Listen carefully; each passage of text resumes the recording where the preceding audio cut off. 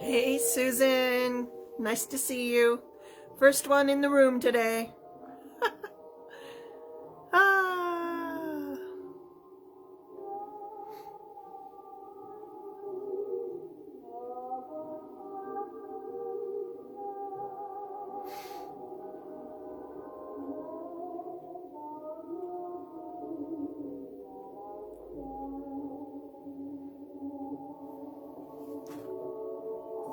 All these buttons I have to push. You know, before we even get started today, as you all come in and gather, just imagine that our tech energy is just flowing here, that there is, no issues with internet connections or stability or, anything going on right now. Let's just all keep the positive flow. Pardon me, you know me and my nose. That is so fun. That spider is in a different place on your hat every time. And I don't move it. You don't? I don't move it. No, it just, people will come up and look at it and, oh, may I touch the leg? And so they'll, lift up a leg or whatever. And then I, rearrange it before I put it on. But I've never actually taken it off and put it in a new location. It just kind of moves around. Ha ha. Well, the last one I know I took off because it was tangled in your hair underneath the hat. Yeah, it was underneath. Yeah. I have Medusa hair, and so it will grab onto any and all things. That it doesn't matter if it's the spider leg, the edge of my glasses. Sometimes I'll be walking by something really innocuous, and all of a sudden my hair is like stuck to it. It's just crazy. I have crazy hair. I keep it under control. No, I don't. I keep it under a hat is what I do. That's supposed to be funny. You're all supposed to be laughing right there because that was a funny moment. All right. I want to say hi to some folks here. Hello to Susan and Jane and Christy Reed and Alicia and Victoria Williams and Shelby Dupp and LJ, otherwise known as Sylvie Dupp, Deb Kirkland, Angela Turley, Gigi Hall, Rivera, Brandon, and Kimmy King, and hello. Some of my favorite names in the universe in that list right now. That is wonderful. How are you on this Monday, December 18th? I cannot believe that the winter solstice is just around the corner. So what are you doing for the winter solstice this week? What are you doing? Are you doing anything to observe it? Grymm and I really love this time of year because it not only, thank you, honey. He brought my tarot cards to me. He's actually organizing a new bag for me to keep my tarot. Can I show it? It's heavy. Oh my God. Yeah. So when I go tarot on the road, this is all full of tarot cards. Wow, that's a lot heavier than I thought it would be. Yeah. And that's not that I condone it for today's lifestyle, but I think that's alligator skin. Oh my, yeah, it probably is.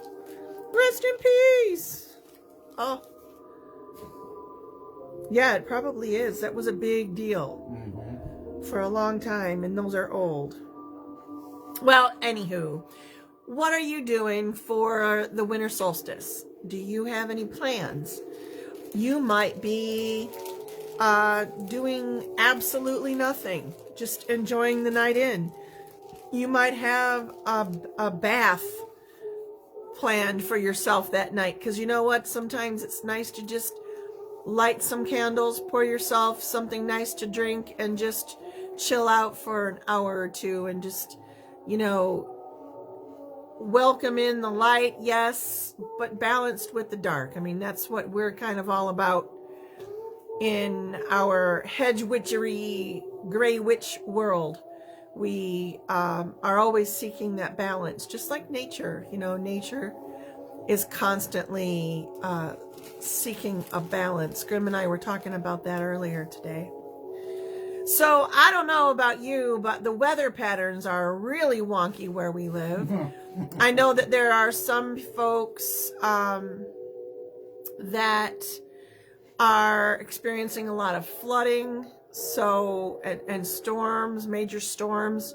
So our hearts and thoughts go toward you if you need that support that way, because I know it can be an experience and a half. Like, oh boy, you know, floods are just something else. And so our thoughts are with those of you that are in flooding zones right now. Our thoughts are with you if you are in a war-torn zone, or you are in any kind of danger from human or weather or whatever it might be. At least during this hour that we kind of spend together, let's just take some time to send out some peaceful, loving energy like we do at our 9 p.m. Pause for Peace each night.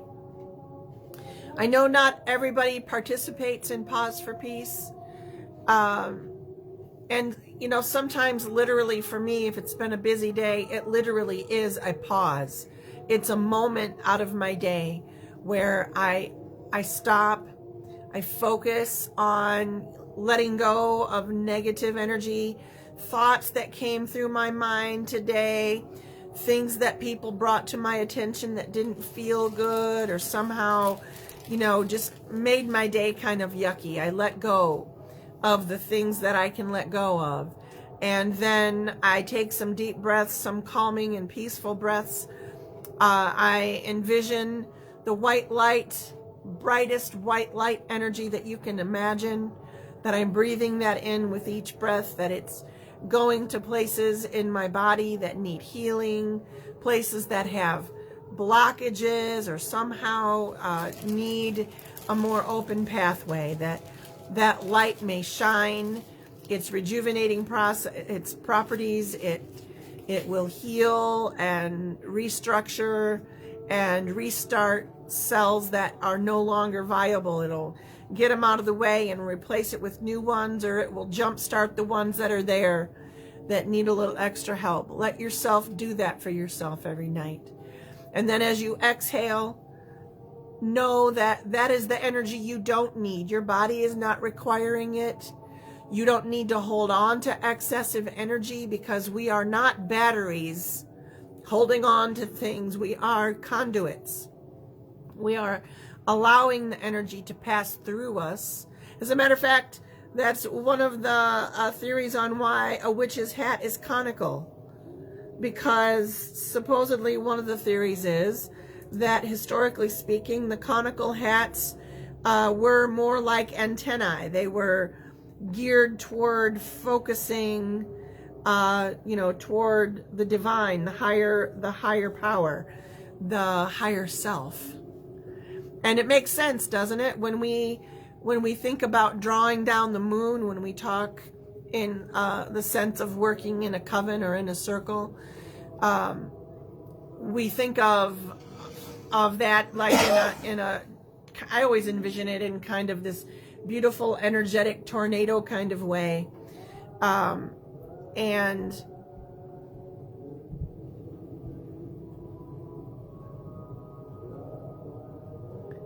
I know that not everybody understands what I'm talking about, but that's okay. You can either ask or you can learn it. It doesn't mean that you should be critical of yourself right now because you don't know something I'm talking about. So for heaven's sakes, don't be critical of you over something I just said, because we're all in this together, and I know some things that you might not know, and vice versa. So no scolding of selves here. This is a scold-free zone, except for the scolding that I'm doing right now. A couple of folks in the comments have said that they're planning bonfires for solstice, for their celebration. Lovely. Usually we can't, because it's usually way too cold and snowy. But that got me to thinking, well, you and I, we don't typically call it a bonfire. It's a bond fire, B-O-N-D. We do call it a bond fire. And that got me to wondering. B-O-N-D-F-Y-R-E, because we always love our Y's. Bond fire. F-Y-R-E. That's funny because I just looked up the etymology of bonfire. It is spelled etymologically speaking, F-Y-R-E. But it means bone fire, sacrifice fire. It's a fire that you are consuming the bones of either dead loved ones or sacrificial animals in. So it's technically not a bonfire unless you're throwing the bones of the dead or the sacrifices of animals into it. Which we don't condone. Which we don't do. Nope. So what we're actually saying is bonfire instead of bonfire. Yeah, that's kind of interesting. I still like bonfire. So we never do a sacrificial fire. No, we don't, but we do a lot of bonding. Yep. And that's why I like it. And that's why we call it that. All right, what the hell am I talking about? That pretty thing around your neck. Oh, yes, thank you. I wanted to tell you, I get little gifts hither and yon throughout the year. But this one I've been waiting for a while because I was told that it was being created and then like life happened, you know. But it's this most beautiful purple scarf. I hope you can see the color. It's a beautiful shade of purple, and it was created by Jennifer Meist. I don't know if that's still her name. She might have changed it recently. But Jennifer from the Animal Guild that likes to write about the animals. The animals. This is a scarf that she made for me, and I just can't wait. I know Grymm is going to want it and try to put it on his coat because it's just about the right length, too. I haven't seen it yet, so guard it carefully. I will guard it carefully. Anyways, if you're listening, Jennifer, thank you for that. I love this thing. I'm going to have to keep it away from Grymm, but there you have it. So no, I've got a boa that I'm actually going to attach to. You do have a nice purple boa. Yeah. But isn't this beautiful? Mm-hmm. Just in time for the winter. That is seemingly not out there. It's snowing here today, by the way.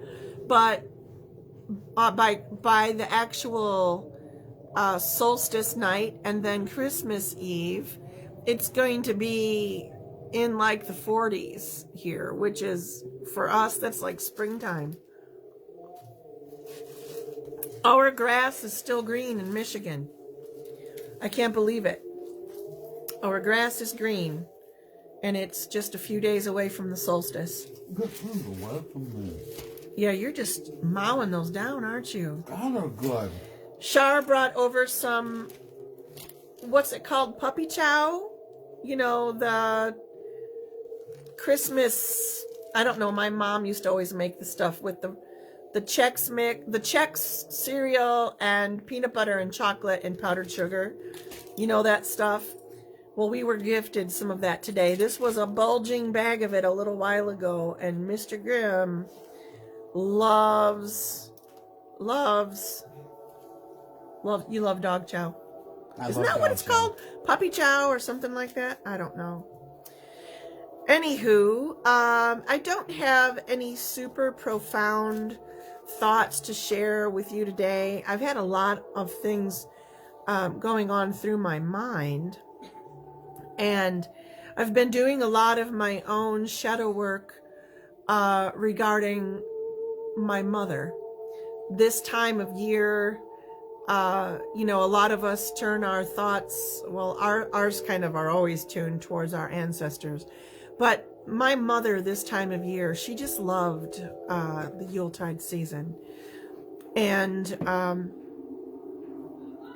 you know, I've been talking to a lot of folks throughout the week when I'm doing readings about,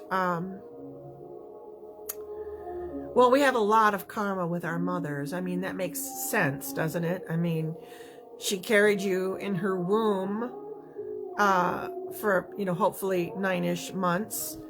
And you have a lot of karma with your grandmother.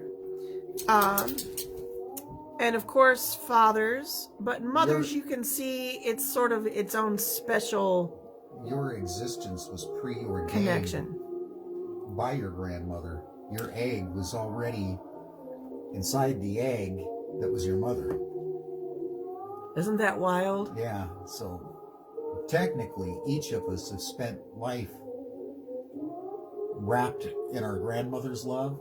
Yes. And our mother's love.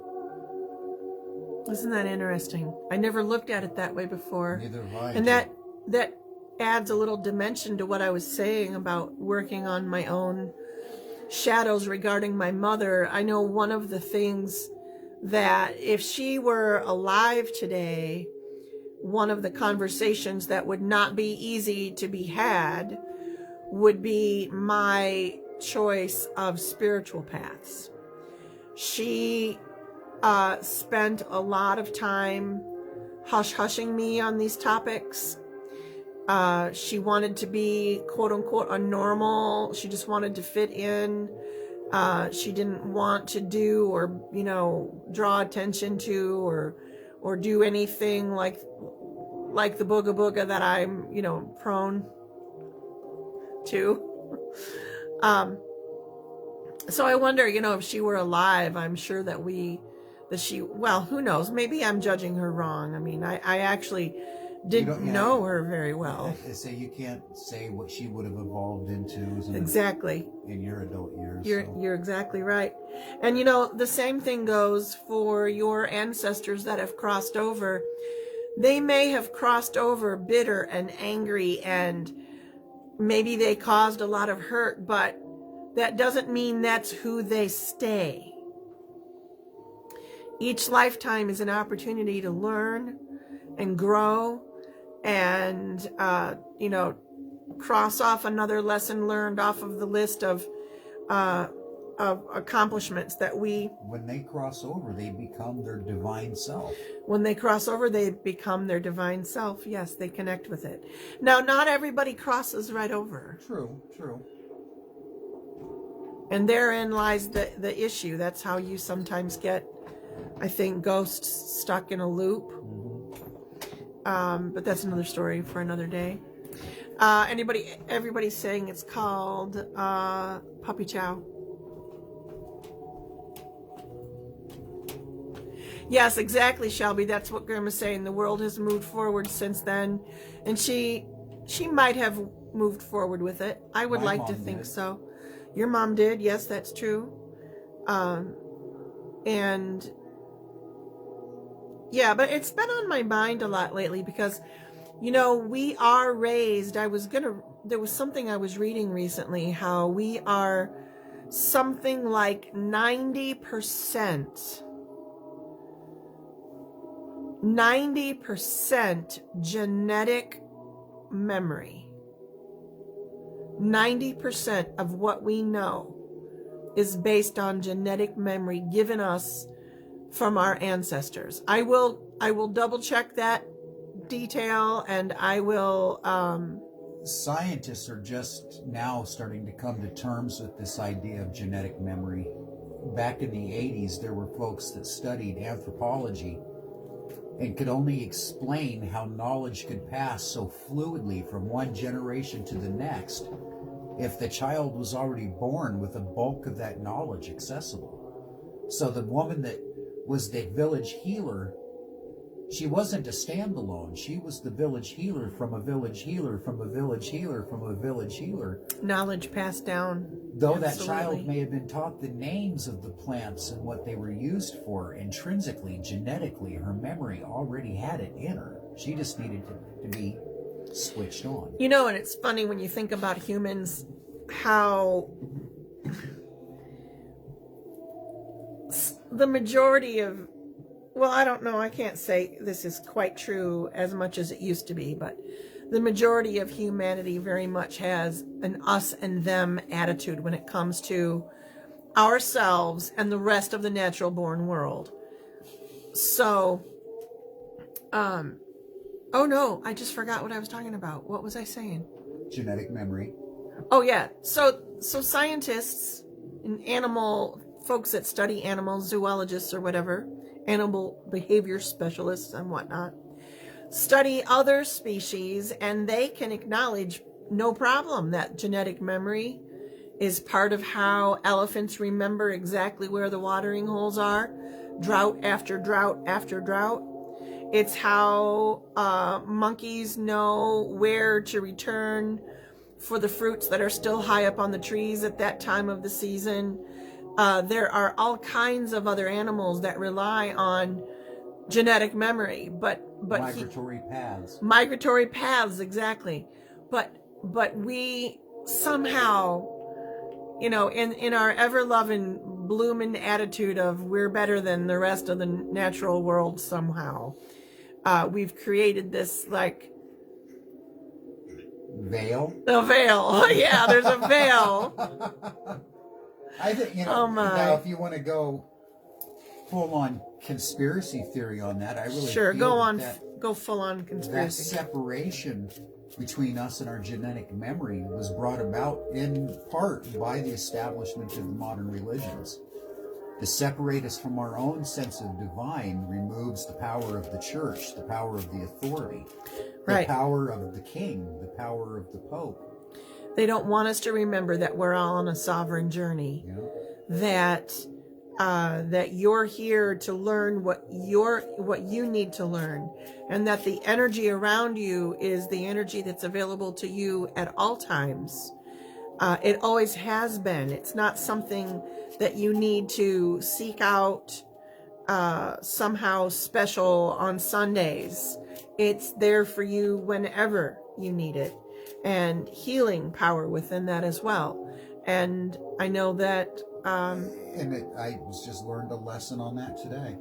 You was just learned? I was just learned a lesson on that today. Okay, what were you learned? About how the energy is already out there. We just need to give it permission to manifest in the way that best suits us, the way that best benefits us. I've been stressing about food the last few days because of certain things stacking up that made us go, oh, it's getting a little tight. Getting a little tight. And instead of approaching, I need more food in the house, I just left room for it to happen. It's hard to explain, but today, out of the blue, unbeknownst to me, 2 big boxes of food and a turkey show up on the front doorstep. I didn't put the request out there. I just made myself available to receive it when it arrives. That's what you saw today, was that in that. Oh, because you had no idea. I was just floored. Okay, you want to pull a card? You want to read the card? I don't know about reading it, but we'll see how I feel when I pull it. Pull a card. Can I put the camera on you? If it's a minor arcana, the answer's no. Oh, come on. You gotta trust the images. Oh, there it is. And let's tap into this group here. This is a good group of folks. They're interacting. They've been quiet here for a minute while we've been talking to each other, Grymm. But, you know that,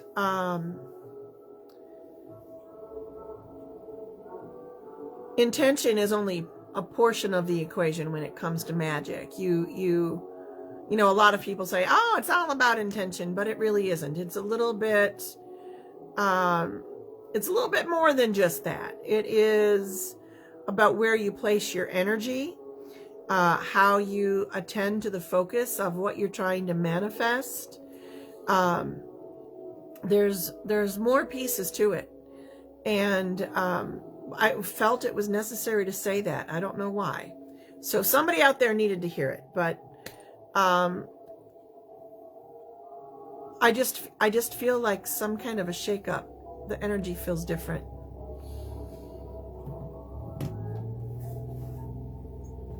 Is there something going on? No. Oh, you're gonna read? You're gonna read the card? Read the card. Okay, Grymm is going to read the card. I'm going to have to flip the camera around and then refocus it on him. But here we are, going to flip. See you in a bit. Camera 2. Yeah, camera 2. There we go. Don't forget to... I never really did the circle. Now there I am. It just now flipped. Before I read the card that we pulled for today, this is our group card. I'm going to just set the attention, get us a little bit grounded, bring in some protection. Mother, Father, God, Goddess, that divine connection that connects us all, that is us all. I ask for you to wrap around this circle of people, this moment in time, a protective shield, a veil separating us from that which serves us and that does not serve us. Only allow what serves us to pass through that veil and into this protective liminal space. I ask the ancestors to guide us as we discuss the topic of this card, and that our allies, those of the crystal, the animals, the plant, the spirits, the fae, any and all entities, energies, deities, and vibrations that serve the purpose of this group, I ask for you here now.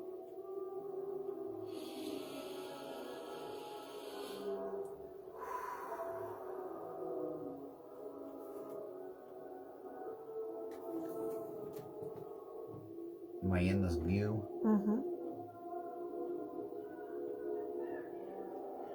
The Eight of Swords. The Eight of Swords. Reversed. What I want to pay particular attention to is the binding. You'll see that the figure in the card is totally bound about the neck, the shoulders, the chest, the stomach, the wrist, the elbows, the waist, the knees. Every aspect of his body is bound. But he's still free.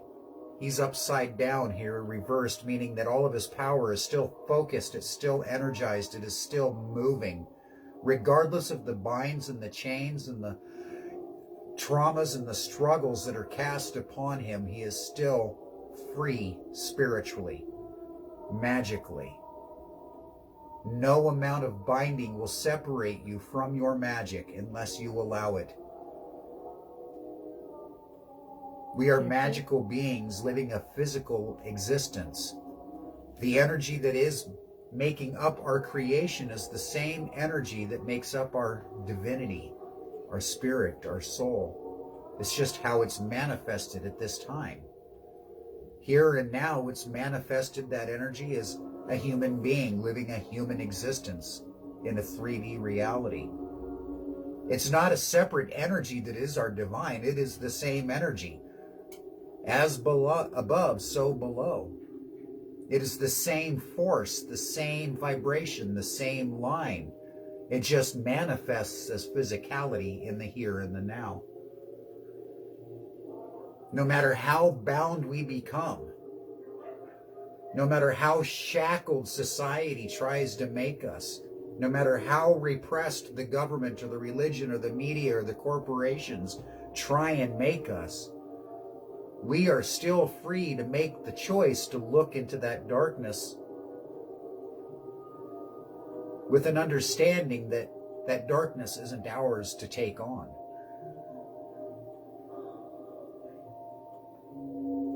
We're only bound if we say we are. United here in this space, each and every single one of us throughout the world that has access to this piece of technology has the ability to change the world one word at a time. One word of kindness. One word of magic. One word of love. One word of honest criticism. Not spiteful criticism. There is a difference. And not just criticism and walk away. No. Criticism without standing in support of change isn't criticism, it's spitefulness. You've made a mistake, and then walk away. No. Point out the mistake in a loving, caring, kind manner, and then stand there and hold on to the person that made the mistake, because realization of our mistakes is painful. And you might just find out you were the one that was wrong.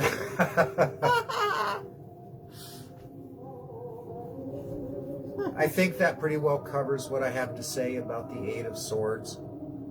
No matter how bound you feel, it's still up to you to respond to that binding. No amount of magic in the world cast by any one person or group of people cannot affect you without your permission, without your acceptance of that vibration coming into your purveyance and into your being and into your essence. Some people are going to be triggered by that. They're not going to like you saying that. I know. It has been a lesson hard learned in the Duck Covenstead, that all magic that we say was cast against us was the fault of the caster, but no, we also carry our own culpability in that, because we allowed that magic to penetrate our defenses. Because magic used against us, the only tool, the only vibration that it has to come at us is through our own darkness, our own shadows, our own perceived failings, our own hurts. Yep, that's very true. As we deal with those shadows, as we cast the hurts aside, and as we look at our lives truly from an unfractured point of perception, when we truly can see ourselves as the divine beings that we are, no amount of negative magic in the world cast at your direction can even touch you.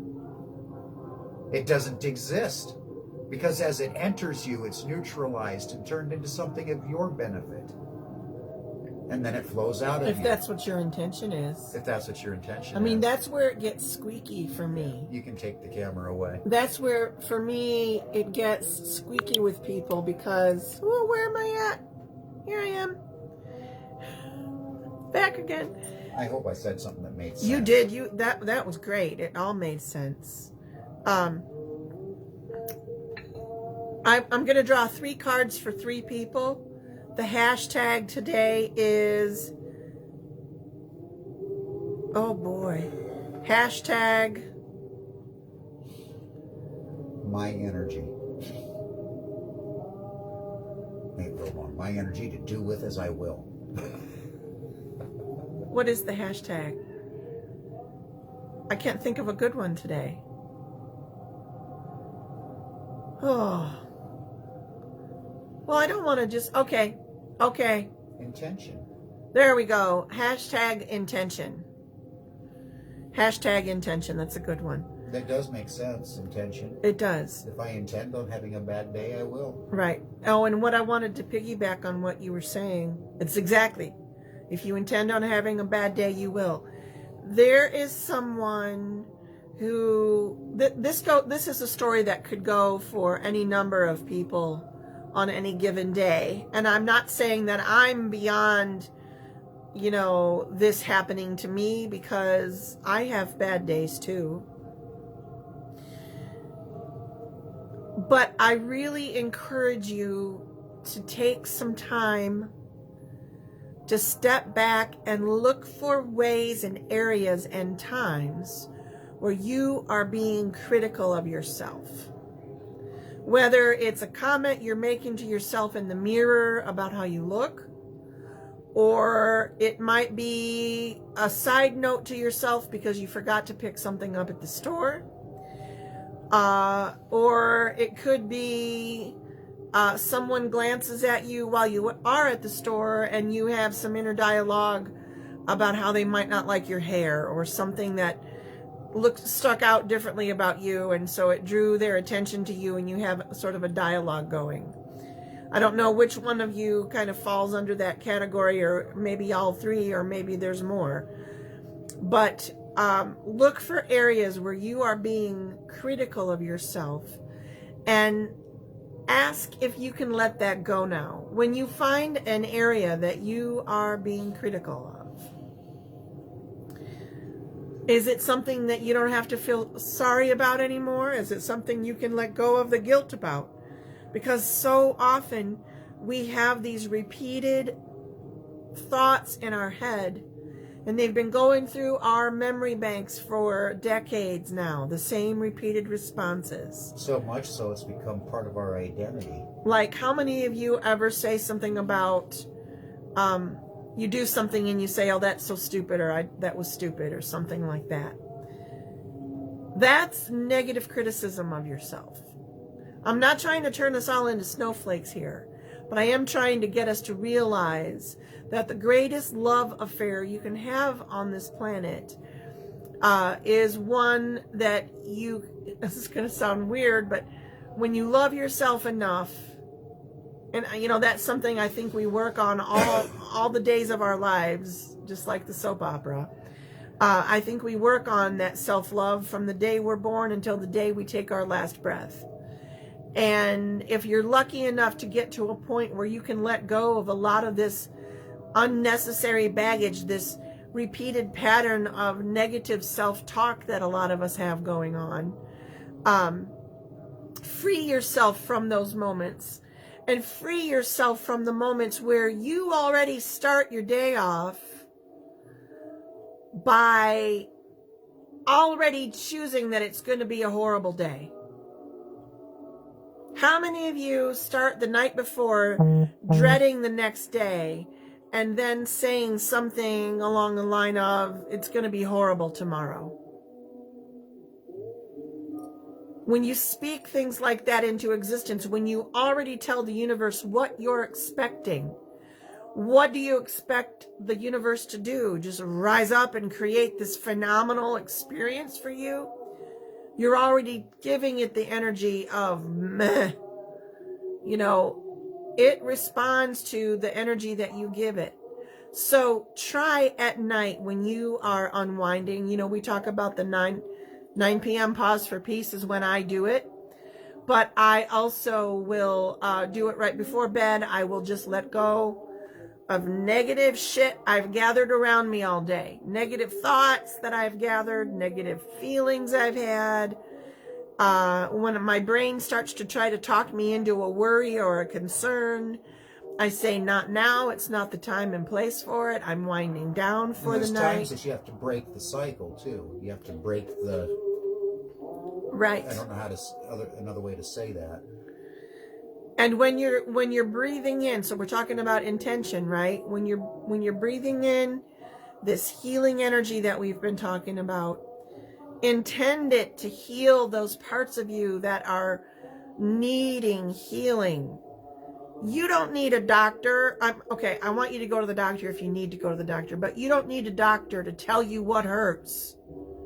You don't need a doctor to tell you what is not working like it should in your body. You know your body well. Quit pretending like you don't. And when you do those meditation moments, that's a powerful time you're allowing yourself to connect with your higher self, to connect with the divine. It's one and the same thing anyhow. Allow yourself to tap into that healing energy and allow it to affect you in a positive way. Don't continue on the same story of, I'm sick, I'm sick, I'm sick, I'm sick. Start looking for the stories where you are turning that around. Start choosing a happier moment in every opportunity you're given. And in so many things that we do, Gussy's, you're talking more specific physical emotion or physical maladies. For the emotional ones, that's as simple as having a talk with the version of yourself that allowed that trigger to be pulled. But it has to be an honest conversation. Yep. And sometimes those conversations, can be quick and over and done with. You don't always have to slag through all of the painful memories of something. Sometimes you can just literally ask yourself, can we let this go now? And if you hear yes, hell yeah. The reason we keep repeating these same stories and these same scenarios in our lives is because we haven't quite learned the lesson yet. And you will continue to revisit and revisit. And if you don't learn it in this lifetime, you'll learn it in the next one, and on and on. Yes, Grimmer? He's raising his hand. Yeah, because it's dawned on me over the years that it's not just a matter of learning the lessons ourselves. What's the point of learning the lesson if we don't share what we've learned? So those patterns, even though we may have learned the lesson, will continue to repeat themselves over and over again, especially if you're a way shower, a light bearer. If you're not taking those lessons to the masses, to the others out there that are struggling to learn the same things that you just ascended. And if you find yourself going through some pretty up and down moments where you're feeling kind of out of control and sad and unsure, you know, it's kind of like being an artist, being an empath. If you are called to heal and teach, like many of you are, and you're not answering that call, a lot of times it erupts in us being depressed. The result is sometimes even it will manifest in physical problems with our stomachs, with our backs, with our kidneys, with our migraines, you know, headaches. And then the Fae will start messing with you. Yeah. Well, and that's a whole other story. But so the whole point of this whole section of the conversation is knowing what you can let go of and having conversations with yourself regularly. It doesn't mean you're talking to yourself in a crazy way. It means that you are connected to that higher part of you, that part of you that is not separated from the divine.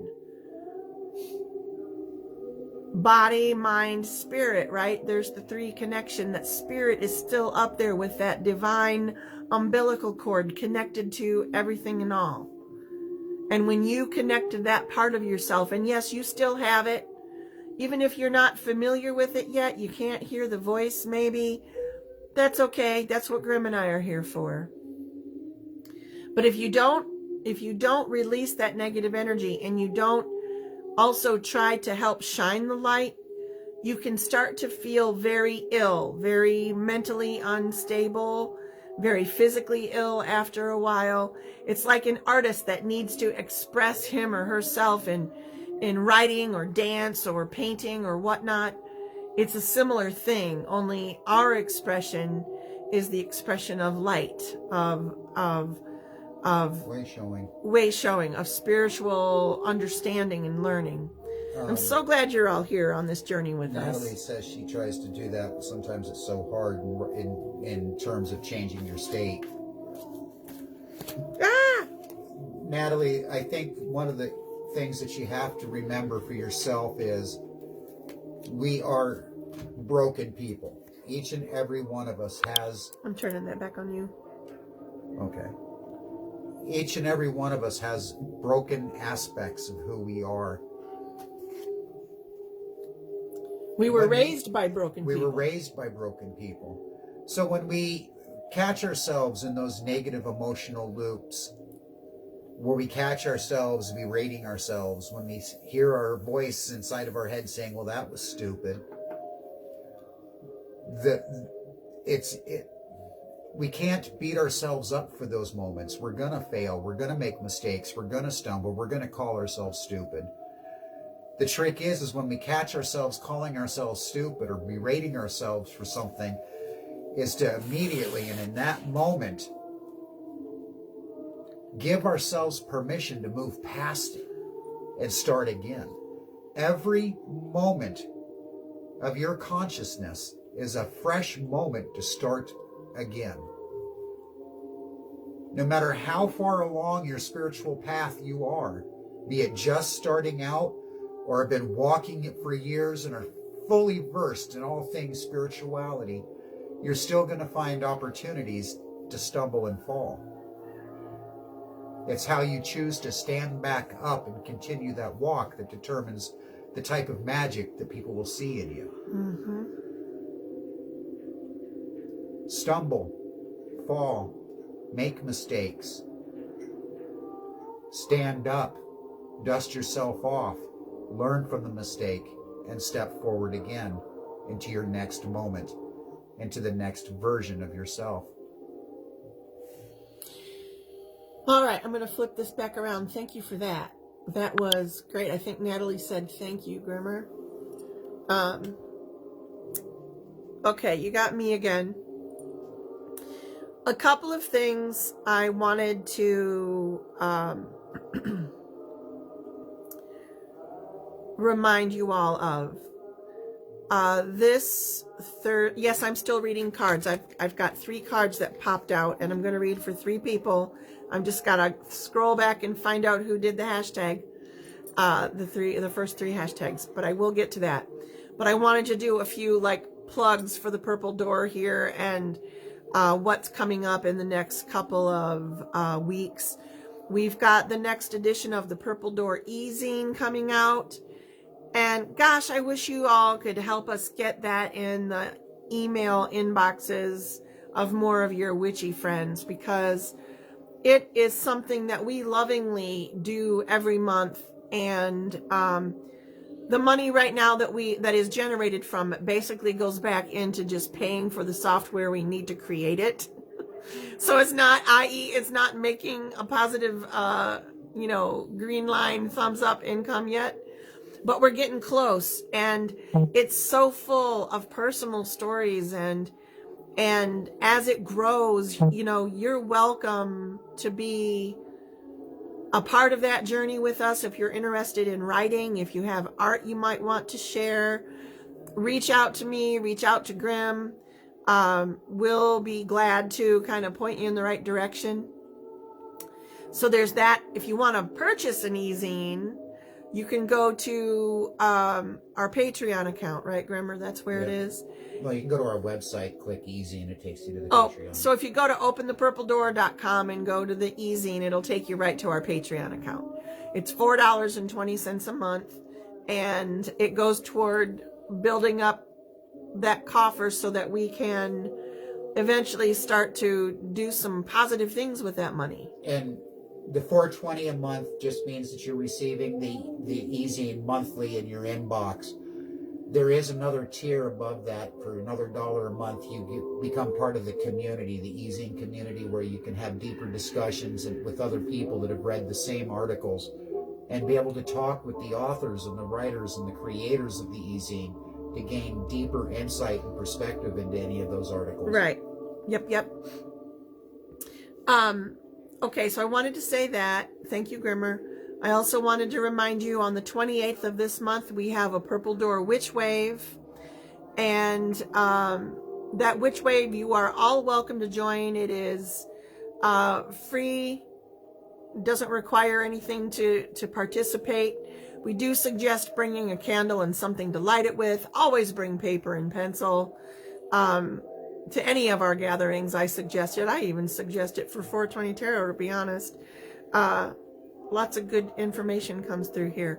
If we would have been doing our due diligence as high priest and priestess, our coven members would be sitting down with the notebook during the 420s, and that would be their book of shadows. I have tried to get people to do that. People can't see the value in it yet. That's okay. You'd have a year's worth of book of shadows within a year of just this. That'd be pretty cool. When I say book of shadows in that regard, I'm talking shadow work. Shadow work. Okay. Speaking of shadow work, the other thing that I wanted to just throw out there is that Grymm and I are just about to embark on our next journey into mentoring a group of people in the ways of the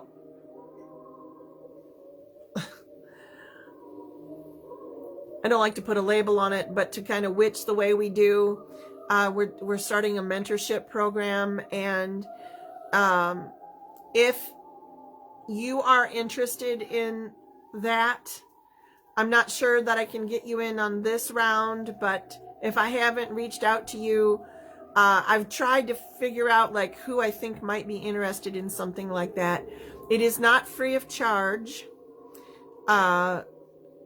So know that, but it does include quite a few cool things, including a class with Grymm and I once a week, and access to us for individual shadow work sessions. We're going to be talking about death walking and psychic protection, divination. It's a year and a day. Psychic self. It's a year and a day program. We have offered it to some folks that we knew would, they're patrons of ours that, have earned the right to first dibs on some of those things. But if it's something that that sounds good to you and you want to know more about it, please text me or text Grymm, and we would be glad to talk to you about it. It is hopefully something that we plan on doing again. It is something we've been working on for several years.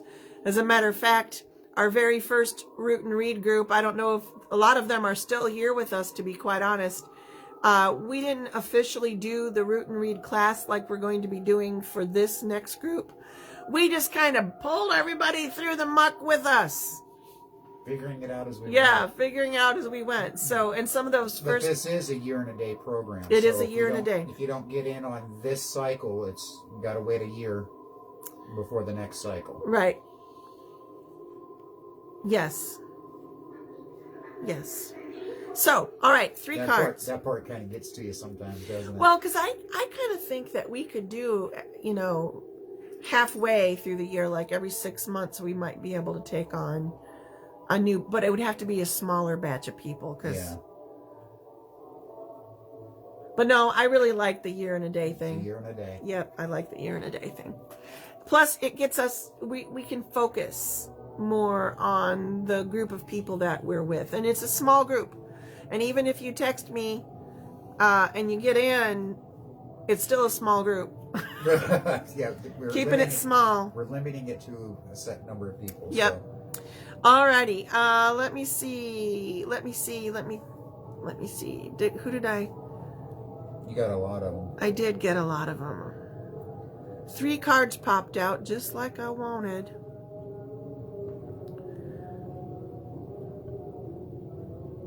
Where are the little hashtags? Pardon me. Got the hiccups now. Grimmer. I'm scrolling too. My screen keeps like resetting itself. So it keeps saying over and over again, Gigi Hall Rivera, can we let this go now? Perfect. I've read that like 6 times. Here we go. I'm getting there. Okay. I'm getting there. Woohoo! It looks like the first one is going to be Susan.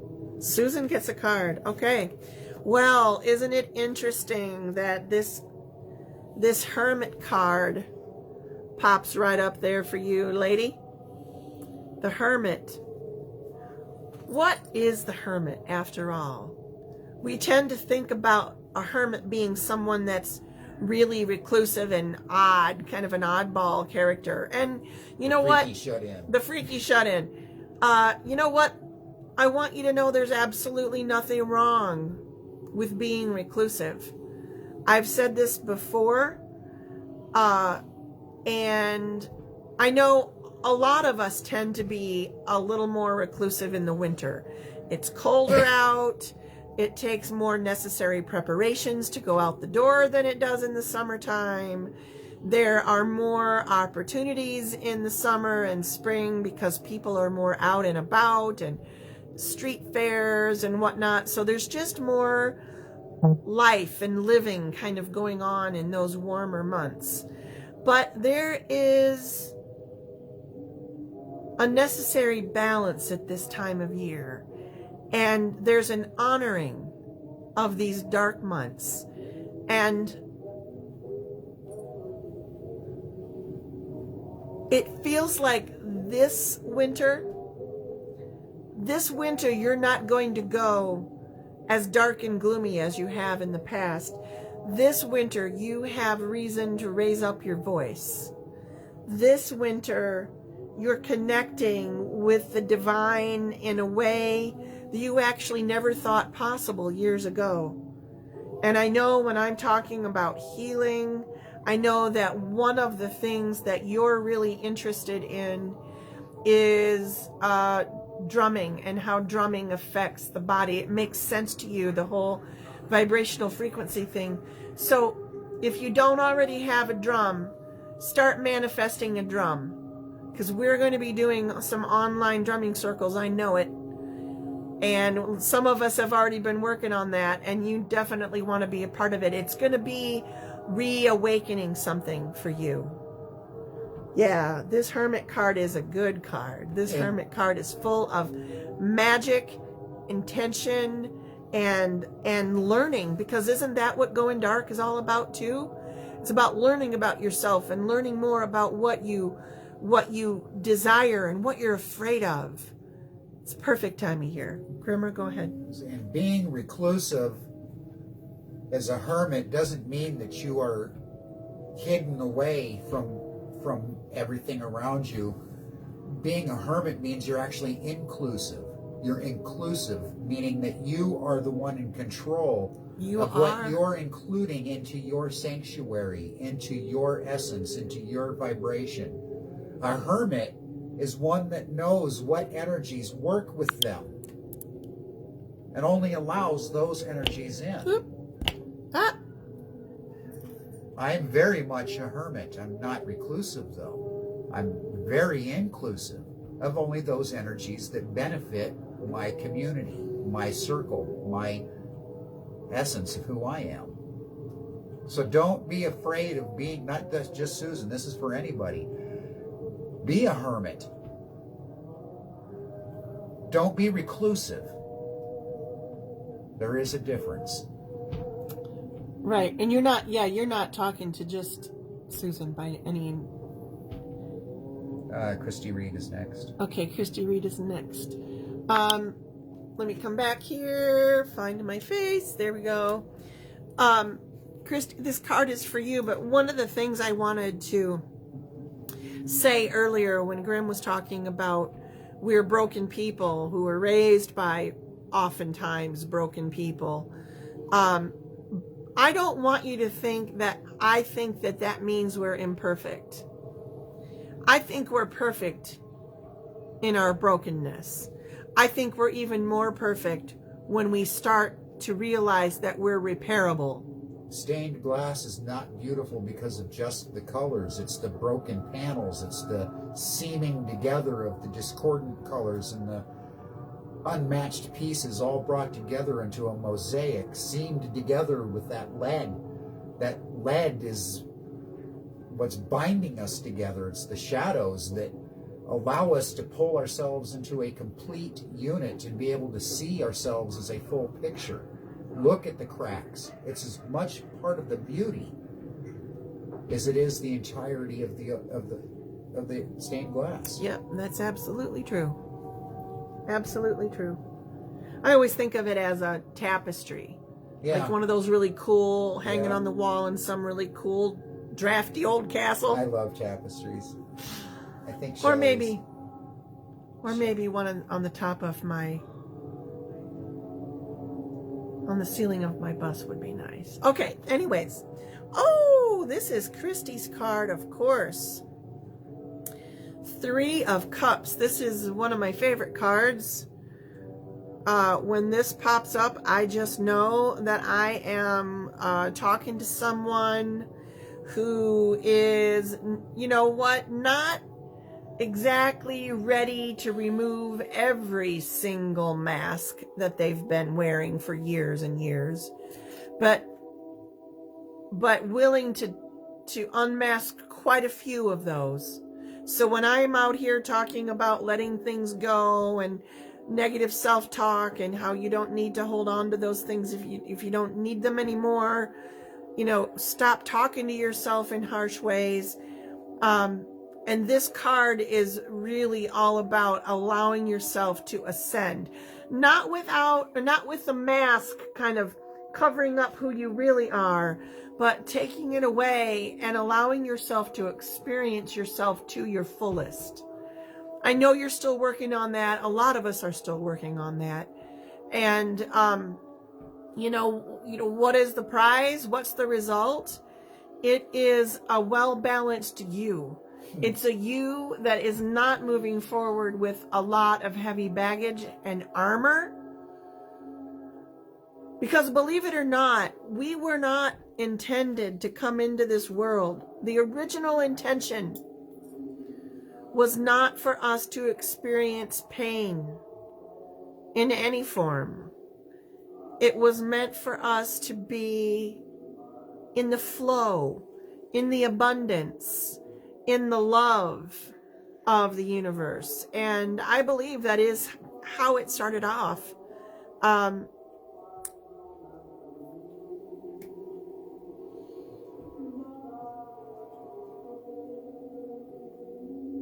Taking those masks off one at a time, and it's been an honor to watch you do that. I mean, I know I've known you for a number of years now, and the Christy Reed that I first met versus the Christy Reed that I know now is far much more herself and open and authentic, and it's beautiful to watch. The purpose of a mask is to present to the world the version of ourselves that we want loved. The purpose of a mask is to shield ourselves from a world that we're afraid of. The end result of wearing masks over and over again, layered one on top of the other, is we lose who we are within ourselves. As we remove the masks, we learn to love ourselves just a little layer deeper. A little bit more. One small little layer at a time. But as we do that, the well of love that we have to draw from, to give to others,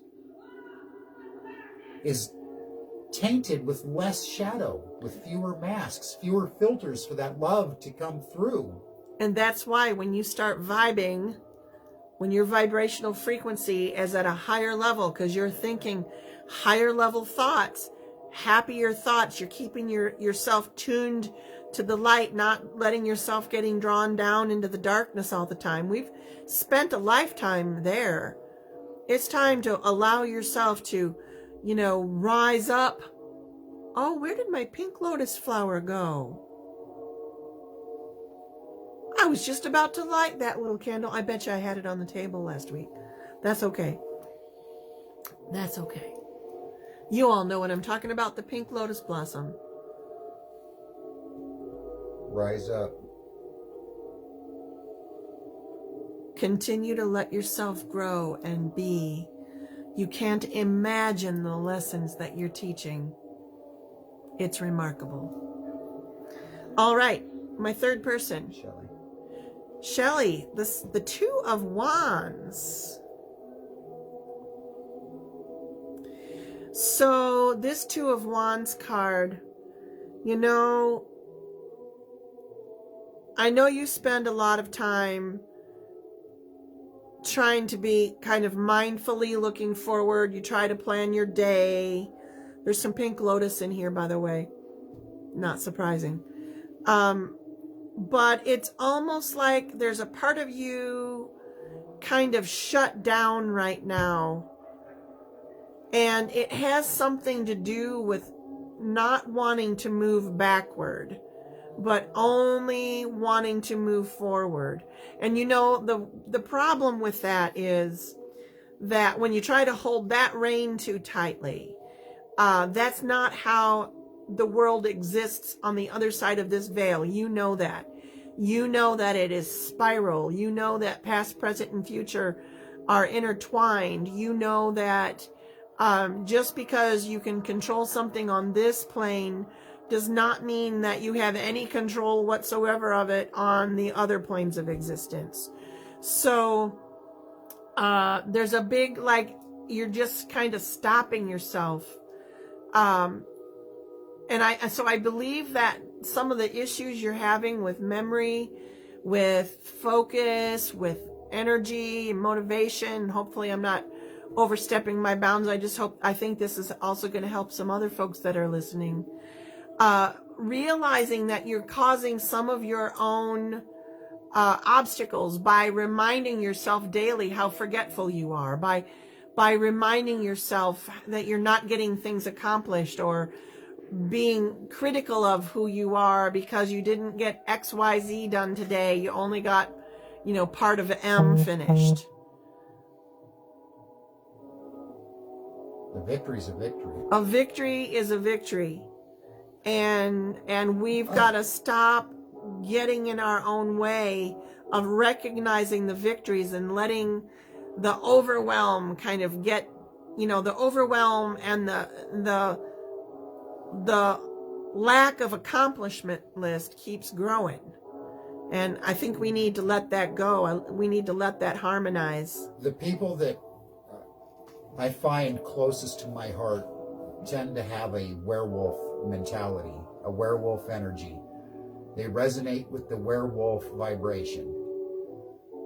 And there's one thing about a wolf pack that if... I'm going to turn the camera. There is one guaranteed emotion that we're good at, and that is vengeance and lashing out and anger. We're good at those. We got those down pat. Now we're at a point in our lives through this ascension, through this vibrational shift, where we're all trying to move up to a different version of ourselves. Us werewolves are having a very difficult time unclawing from the ground and drifting into that spirit realm. And we do this to the point that we start beating ourselves up. I guess I'm not magical. I guess I'm not this. I guess I'm not that. I guess this isn't for me. And we start picking up all these things, these things that are negative traits that we start assigning ourselves because we don't experience magic like the rest of the Fae does. Werewolf magic is a little bit different. It's a little bit murkier. But for Shelley and the rest of the werewolves in my pack, Aru. We need to stop focusing our energies on self-deprecation. We need to stop biting ourselves. And because we don't know who we're supposed to be lashing out at, we find ourselves lashing out at those around us that we love the most, because we can trust them. Because we know that they accept us for our werewolf selves, but it still isn't fair to them. So when we find ourselves in those cases of frustration where there's an enemy that we need to be lashing out at, but damn it, we can't, or we don't know who the enemy is, that is the time to unhook our claws from the ground and drift up into a different perspective and find other ways to deal with our frustrations that don't include taking them out on those around us. I'm not saying that to you specifically, Shelley. I'm just feeling the urge to say, hey, werewolves, it's time to kind of up our game a little bit. You're going to be writing an article for the January edition of the Purple Door e-zine, right? Yep. Can't wait. That'll be exciting. All right, flipping back around so I can say goodbye.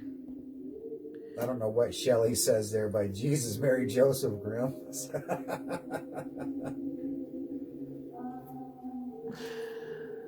Spirit wants what the spirit wants. Oh, hell, brother, flayed open to the bone here today, but I agree. I absolutely agree.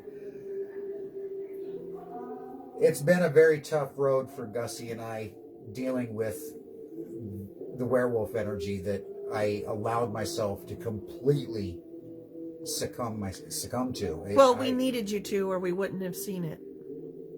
Okay. That's fair. Opportunity, Grimmer. Yeah. Quit beating yourself up about those days. I don't know if I beat myself up about it. I do lament the amount of time spent getting to where you are now. Yes, that part I do have some. Oh, I wish I would have. Because it's much more peaceful Oh, God, yeah. where we are now, isn't it? Oh, yes. But Spiritually, I'm starting I mean. to see online a lot of my fellow werewolves are feeling It's been difficult.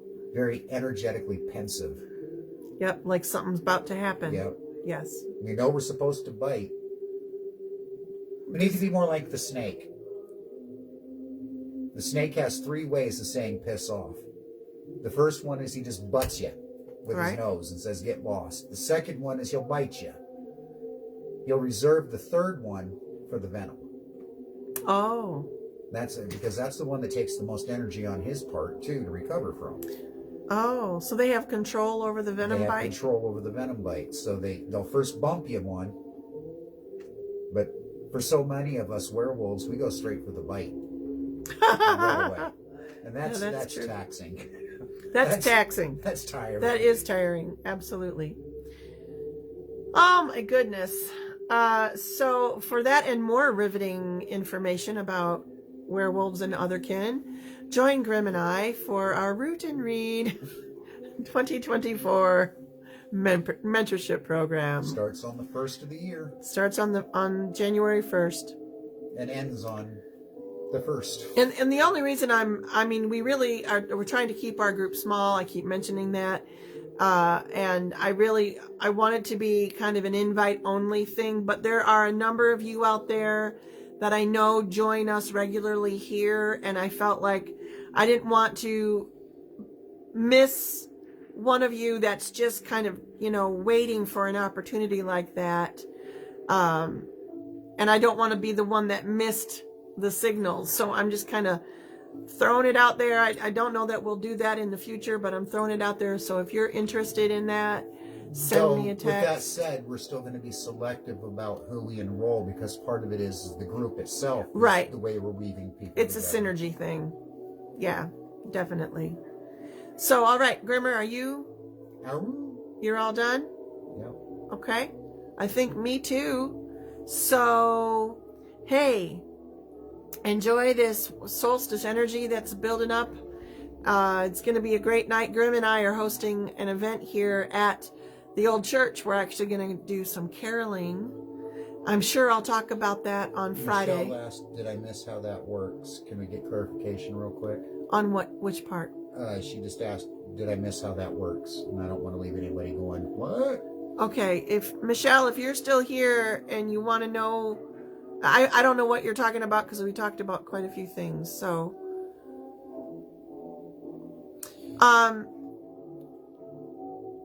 the way our mentorship program is going to work is when you sign up, you're going to receive some goodies that you're going to need to use throughout the year. It's a year and a day program. You will be tasked with one thing to think about each day.